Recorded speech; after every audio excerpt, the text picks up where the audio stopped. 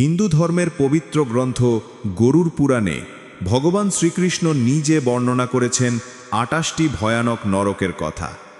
এই নরকগুলো কোনো কাল্পনিক গল্প নয়, বরং পাপীদের জন্য নির্ধারিত শাস্তির স্থান। কোন পাপে কোন নরক, কী ধরনের ভয়ঙ্কর শাস্তি অপেক্ষা করে, আজ থেকে শুরু হচ্ছে আমাদের এই বিশেষ সিরিজ, যেখানে আমরা এক একে উন্মোচন করব এই ২৮টি নরকের রহস্য। গরুর পুরাণ হল হিন্দু ধর্মের একটি গুরুত্বপূর্ণ গ্রন্থ, যেখানে ভগবান বিষ্ণুর বাহন গরুরের সঙ্গে তার কথোপকথনে জীবন, মৃত্যু, পাপ, পুণ্য এবং পরকালের বিস্তারিত বর্ণনা দেওয়া হয়েছে। এই গ্রন্থে বলা হয়, মানুষের কর্মই তাকে স্বর্গ বা নরকে নিয়ে যায়।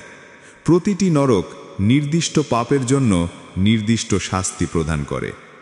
আজকের এপিসোডে আমরা জানব নরকের সাধারণ ধারণা এবং প্রথম দুইটি নরকের ভয়াবহ বর্ণনা। প্রথম নরক, তামিশ্র নরক। এখানে পাঠানো হয় সেই সব মানুষকে যারা অন্যের সম্পদ ছিনিয়ে নেয়, যারা প্রতারণা করে, ধোঁকা দিয়ে ধন সম্পত্তি দখল করে। এই নরকের চারদিকে কেবল গভীর অন্ধকার। এখানে নেই সূর্যের আলো, নেই চাঁদের আলো, শুধু ঘন অন্ধকার আর শ্বাস রুদ্ধ করা ভয়। পাপীদের হাত পা শিকলে বেঁধে রাখা হয়। ক্ষুধার তৃষ্ণায় তারা কাতর হতে থাকে, কিন্তু কোথাও এক ফোঁটা জলও পায় না। শরীর ভেঙে পড়ে, কিন্তু যন্ত্রণার শেষ হয় না। ভয়ঙ্কর জনদূতেরা লোহার দণ্ড দিয়ে নির্দয়ভাবে আঘাত করতে থাকে। তাদের চোখ থেকে আগুন বের হয়, আর প্রতিটি আঘাত যেন শরীর ছিঁড়ে ফেলে। তামিশ্র নরকের ভেতর থেকে শুধু আর্তনাদ আর কান্নার শব্দ শোনা যায়, যেন অন্ধকার নিজেই চিৎকার করছে। এই শাস্তির উদ্দেশ্য শুধু কষ্ট দেওয়া নয়, বরং স্মরণ করিয়ে দেওয়া যে অন্যের সম্পদ ছিনিয়ে নিলে, প্রতারণা করলে কোনোদিন মুক্তি নেই। দ্বিতীয় নরক, অন্ধ তামিশ্র নরক।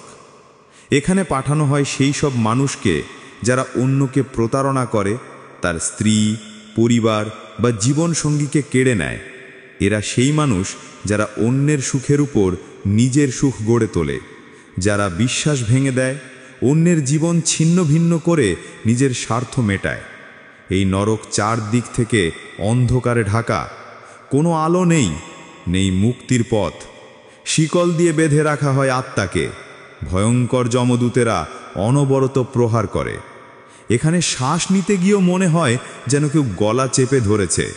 ক্ষুধা, তৃষ্ণা আর ভয় সব মিলিয়ে অসহনীয় কষ্ট ভোগ করতে হয়। এই যন্ত্রণা অসীম, কারণ অন্যের দাম্পত্য জীবন কেড়ে নেওয়া একমাত্র মানুষের প্রতি নয়, এটা ঈশ্বরের বিধানের বিরুদ্ধেও পাপ।